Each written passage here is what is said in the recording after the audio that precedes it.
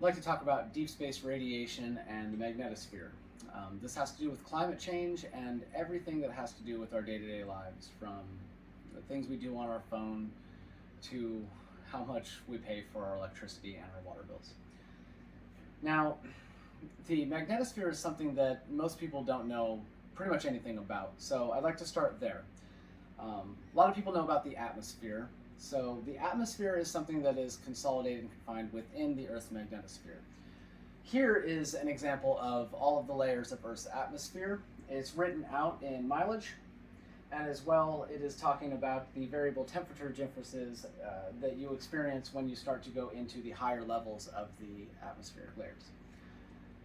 Now, here on the little graphic I've made, I've shown all the various points that humans have made it within the atmospheric layers. Here I have a little picture of where our mountains are. This would be like Mount Everest at about 5.4 miles up. And then we've got all the planes, things we did, World War II era, all the private planes, people like, and commercial pilots, things that you just go and get a plane, you fly that around. That's this area right here.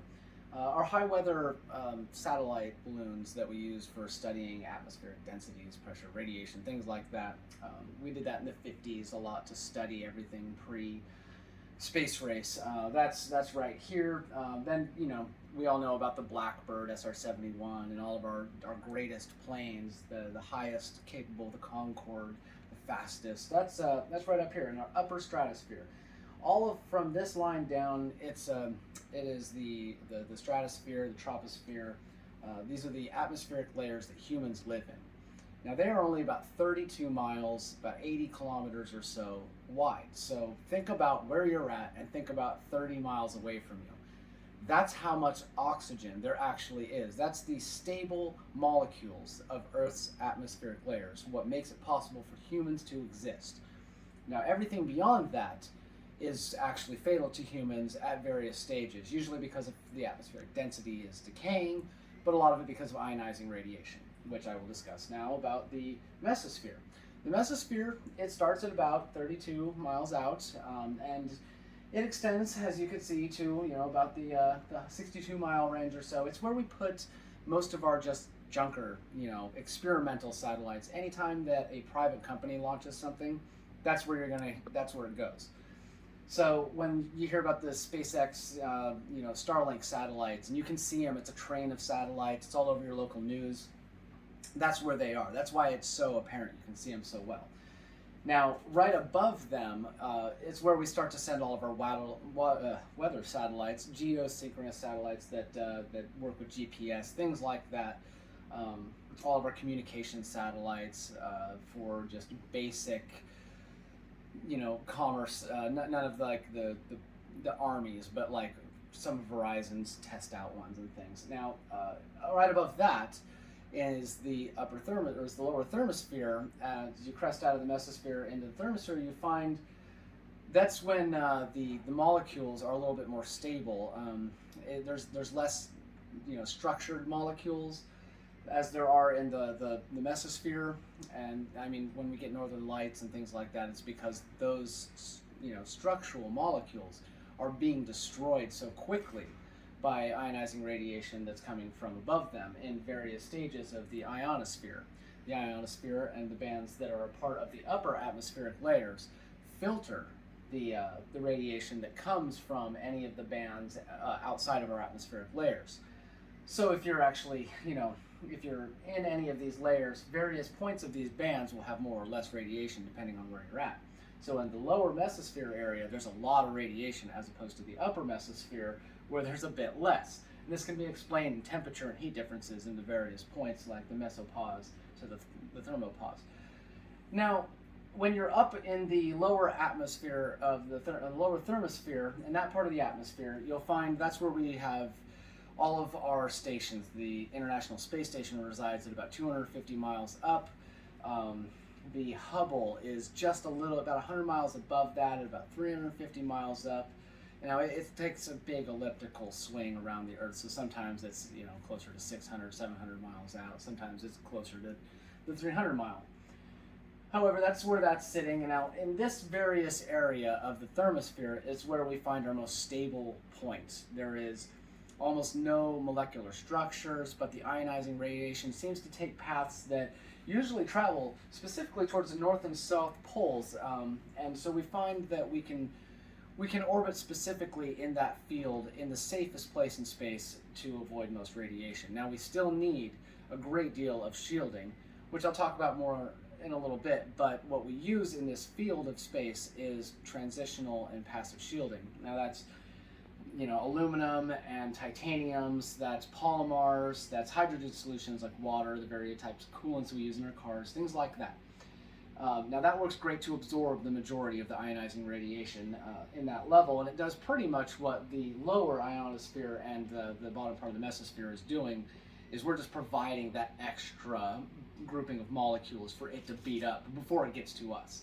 And so we found this part of space to be quite habitable. We've been in an equatorial point because exactly the north and south points are more radiant. Up until recently, when China has discovered how to do a north and south orbital point, and we're still trying to figure that out. We can't, but we're working towards it right now. Russia is equatorial. They put up the Mir. That was the first space station that was successful. We put up Skylab, but it failed.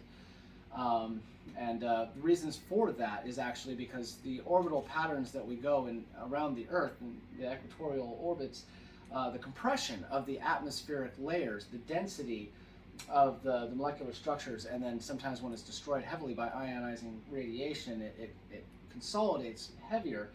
This alters our orbital patterns, and sometimes it destroys our orbital patterns, and Skylab was a victim to that.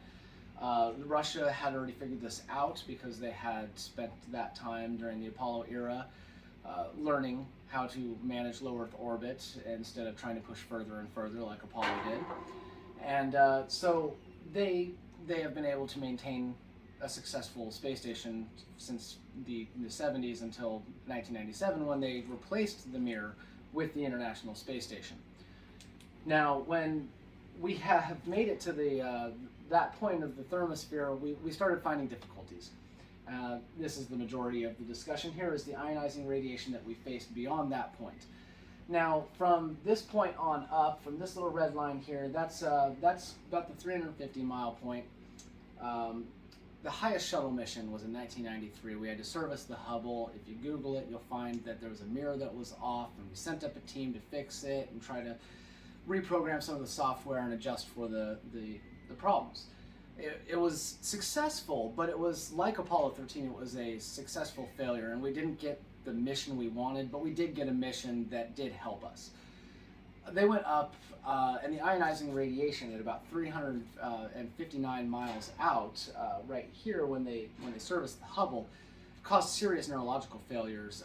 All of the things that the Apollo astronauts said they experienced, the fireworks, the flashes of light, even with their eyes closed, all these things ended up causing serious damage to not only the spacecraft's electrical system, but the minds of the astronauts. They ended up not being able to handle it, couldn't sleep, couldn't focus, and so they ended up calling the mission, got done what they needed to mostly, and did the rest from servicing it here on Earth with new software updates. So, if you were to skip forward to the next, furthest point that humans have pushed past that, would be SpaceX just this last year. They sent up the Dragon capsule with the guy from St. Jude. I can't remember all their names, but he was sent up. They went 362 miles, I believe. They broke it by a couple of miles, the record from '93, furthest human space flight outside of Apollo. And so that's pretty much where we've made it. We don't really know much about that mission. They haven't told us anything. There was some tests done. Radiation sensors were on it, but we haven't gotten any information. When Orion was launched in 2014, unmanned, look it up, it's called Trial by Fire.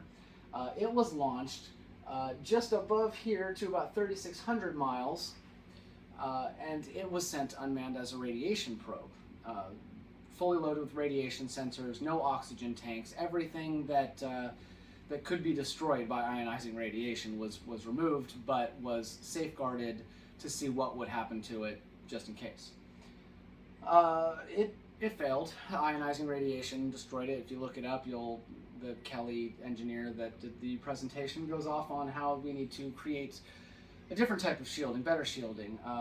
They then got in Marco Durante of GSI, of the European Space Agency, to discuss what type of shielding can be done. And he suggested, because of the heavy amounts of carbon-8, all of the various heavy irons that we encounter, outside of the basic grouping of atmospheric layers, and then when we push beyond what is called the Van Allen belts, we will find that these levels of radiation are beyond the passive shielding, the transitional metals and things that we use here in low Earth orbit. We will need to have an active shielding, something like the Earth's magnetosphere provides to keep us like Earth and not like Mars. Now, of course, this was 2014 and everybody goes, okay, so what do we do? And that's currently where we're at when it comes to shielding. However, if you were to discuss what it is that shielding is and is needed, that's when we get talking about the magnetosphere. Now, the entirety of Earth's atmosphere is pointed out right here. However, if you were to look at this little blue film right here, this blue film represents the entirety of the Earth's atmosphere. Now, if the Earth's atmosphere, as you were to see here, extends to about 10,000 kilometers out, about 6,213 miles, you'll see that's not very far considering the distance and the size of the magnetosphere. The Van Allen belts were something that was created in 1957 by a guy named Van Allen. They were to describe what was just on the outside edge of Earth's atmospheric layers. If we were to go past these layers, what would we encounter? And he, through the various sensors that we had sent out from 1957 Sputnik to the Gemini and Mercury pre-orbital missions, they found that the plasmasphere, what was called Van Allen belts, hold a higher level of ionizing radiation. Now, this was kind of a mystery in 1957, and it's not so much a mystery in 2022. We actually don't have just what was called the two different belts, the Van Allen belts, and I'd like to discuss the difference between what you probably know as the Van Allen belts and the ionizing radiation within them, and what we now know called the magnetosphere and the various bands that make up the entirety of that. So, the magnetosphere is a grouping of an assortment of bands. Now, the interplanetary medium is a cute way of saying solar energetic particles consistency. You hear a lot about CMEs, a coronal mass ejection, or solar energetic particle storms, like an SEP storm from a solar flare.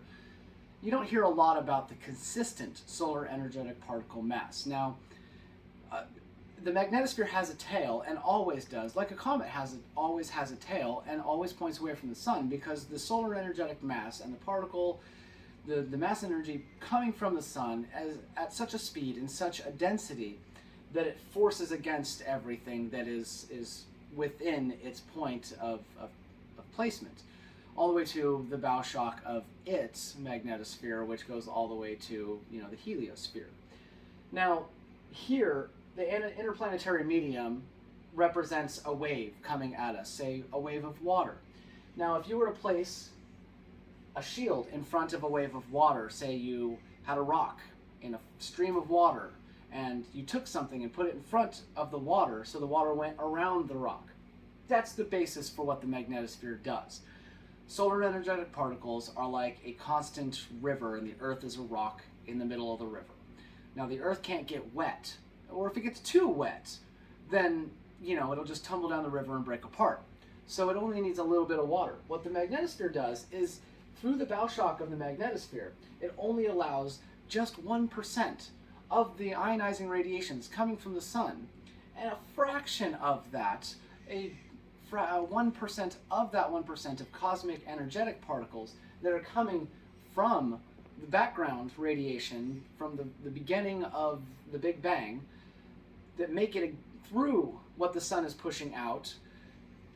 When those two things enter through and come through the bow shock of the magnetosphere, they get caught up in the magnetosheath. Now, the magnetosheath is literally a sea of plasma.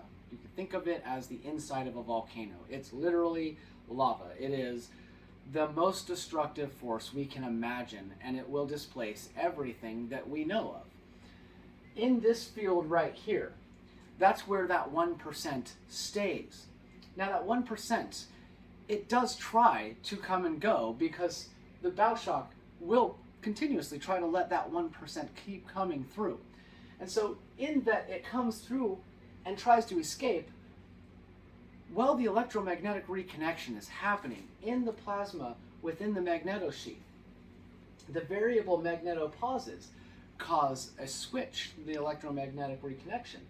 In that, the neutral points of these various bands cause it to reverse and shoot towards, from the inside, towards the planet. So where it was coming away from us and it all went around, because of those electromagnetic points at the neutral points, it is actually forced the opposite direction and it comes back towards us through polar cusps. It finds its way through the north and south poles, and eventually it ionizes and radiates what is known as the two Van Allen belts, today called the plasmasphere.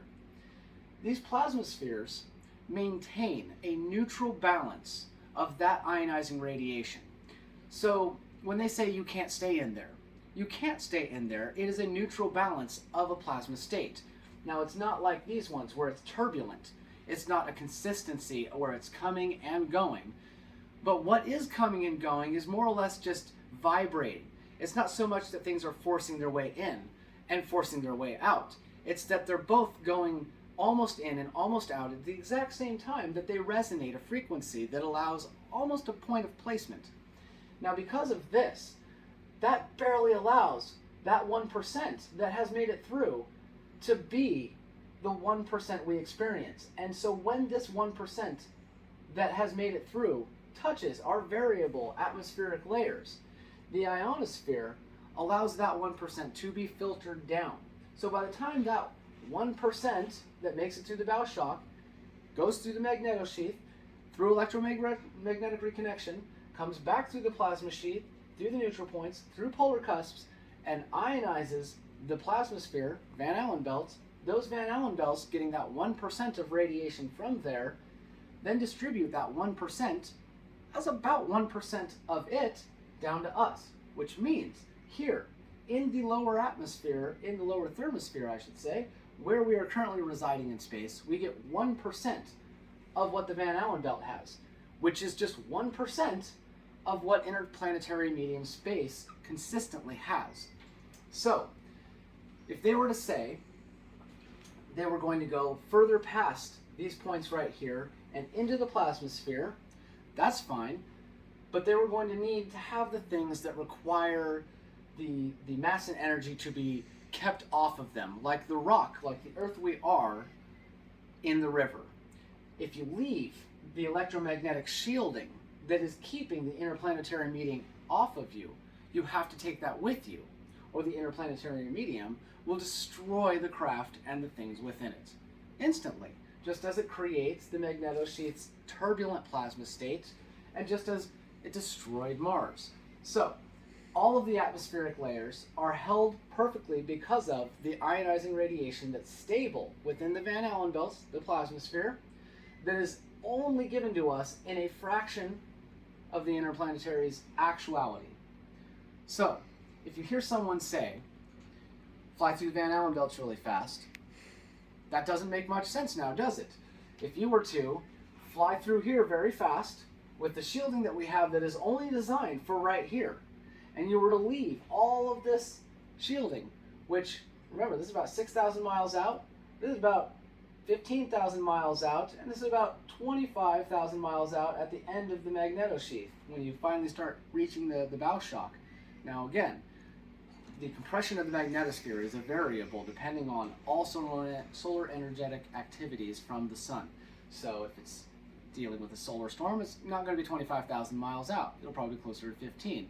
But the International Space Station will not be 250 miles up, it'll be 230 miles up. Everything will variably change its distance and length within the consistency of the interplanetary medium.